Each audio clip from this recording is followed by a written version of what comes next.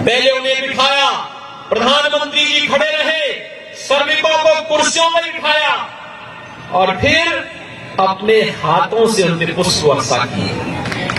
क्या दृश्य था भाइयों बहनों, एक क्या दृश्य। स्वतंत्र भारत, यही तो भारत है जिसमें कभी प्रधानमंत्री मोदी जी प्रयागराज कुंभ में जाकर के स्वच्छता कर्मियों के पाद प्रक्षालन का काम करते हैं। किया ना, आपने दृश्य देखा। इससे पहले किसी प्रधानमंत्री ने किया? किसी प्रधानमंत्री को किसी स्वच्छता कर्मी का क्या अपने माँ बाप की पैर धोते हुए भी देखा है क्या? लेकिन प्रधानमंत्री मोदी जी ने तो वो कर दिया, स्वच्छता कर्मी उनका पाद प्रक्षालन कर रहे हैं, सम्मान दे रहे हैं, श्रमिकों को सम्मान दे रहे हैं। किसान सम्मान निधि पहले भी दी जा सकती थी ना, किसी ने दिया? किसने दिया? मोदी जी ने। किसने दिया? भाइयों बहनों, काशी विश्वनाथ धाम हम सब अपना सौभाग्य मानते हैं। इन सब कार्यक्रमों के साथ जनता के आशीर्वाद से हम सबको जुड़ने का अवसर प्राप्त हुआ और आनंद और अंतःकरण से आनंद की अनुभूति और ज्यादा होती है जब भगवान शिव के साथ श्रमिकों का सम्मान भी प्रधानमंत्री जी के हाथों से हम लोगों ने वहां पर देखा था। यह अद्भुत क्षण था और उस अद्भुत क्षण का साक्षी पूरा देश और पूरी दुनिया बनी। मेरे साथ बोलेंगे, हर हर महादेव। भैया बहनों, ये है नया भारत और इस नए भारत के साथ जोड़ने के लिए ही, इस नए भारत के साथ जोड़ने के लिए ही उत्तर प्रदेश ने आज लड़ाई ली है। ये उत्तर प्रदेश अपने धाम का निर्माण भी करेगा और माफिया और गरीब और व्यापारियों की संपत्ति पर कब्जा करने वाले माफियाओं के सिर के ऊपर बुलडोजर चलाने का काम भी करेगा। यही तो उत्तर प्रदेश है। परित्राणाय साधूनां विनाशाय च दुष्कृताम्। यही तो धरती है, यही प्रेरणा की धरती है। ये प्रेरणा देती है सात्विक पुरुषों को, साधु पुरुषों को, सज्जन पुरुषों को, गरीबों को, किसानों को, नौजवानों को, महिलाओं को सम्मान देने का। लेकिन आतंकवादियों को, आतंकवादियों को, अपराधियों को, माफियाओं को और उनके संरक्षण दाताओं को उसी ही कठोरता के साथ उसका मुकाबला करने की तैयारी करने की भी प्रेरणा देता है। और मुझे लगता है हमारी पार्टी ने इसीलिए बड़े सोच समझ करके आज मुझे वृंदावन भेज दिया कि जन विश्वास यात्रा का शुभारंभ मैं मथुरा वृंदावन की धरती से ही करूं।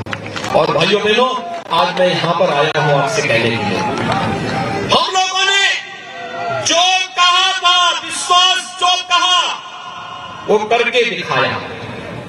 हमने भेदभाव किसी के साथ नहीं किया, विकास सबका।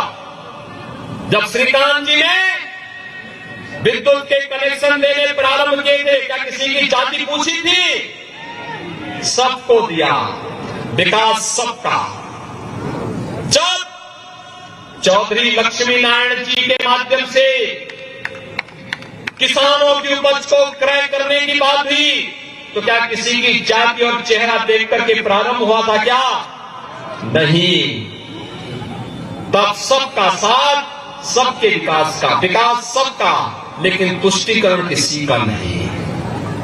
नारा क्या था? विकास सबका, तुष्टीकरण किसी का नहीं।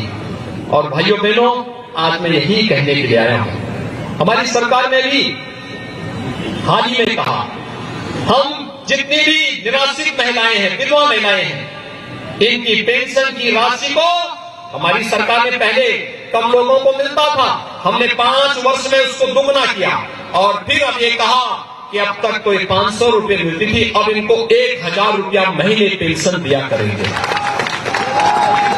वृद्धजन थे, 500 रुपए पेंशन मिलती थी, हमने कहा नहीं, ये सभी मंत्रीगण हमारे साथ थे, विधायकगण साथ में थे, इन सब ने कहा कि इनको भी बढ़ना चाहिए। हमने उसकी राशि भी 1000 रुपए कर दी।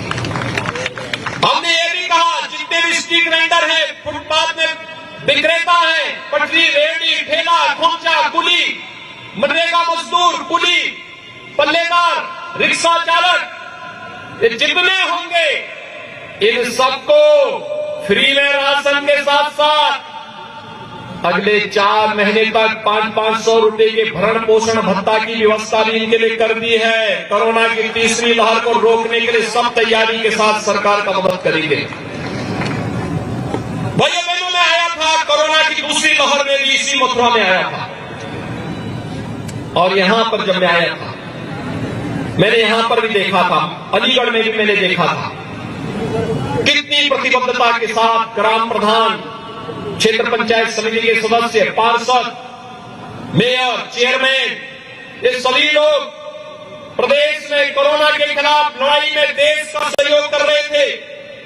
आंगनबाड़ी, आशा वर्कर, एएनएम, इन सबके मानदेय को भी सरकार ने बढ़ाने का काम किया। कहा सबका मानदेय बढ़ेगा, सबको सम्मान देंगे, क्योंकि इन्होंने कोरोना के खिलाफ लड़ाई को तेजी के साथ आगे बढ़ाया है, उस लड़ाई में विजयी बनाया है, उस लड़ाई को आगे बढ़ाने का कार्य करेंगे। और कोरोना के खिलाफ इस लड़ाई को मजबूती के साथ लड़ने के साथ साथ फ्री में राशन की व्यवस्था, डबल इंजन की सरकार डबल डोज दे रही है। डबल डोज आपको राशन 2-2 बार हर महीने देने की व्यवस्था की गई है, और राशन के साथ दाल भी मिलेगी और खाद्य तेल भी मिलेगा। अंत्योदय कार्ड धारक को चीनी भी मिलेगी, और बाकी सभी लोगों को नमक भी उसके साथ उपलब्ध होने देने का कार्य किया जा रहा है। भाइयों बहनों, सरकार की लोक कल्याणकारी योजना का कार्य क्या इससे पहले कौन खा जाता था ये राशन को? प्रदेश वही,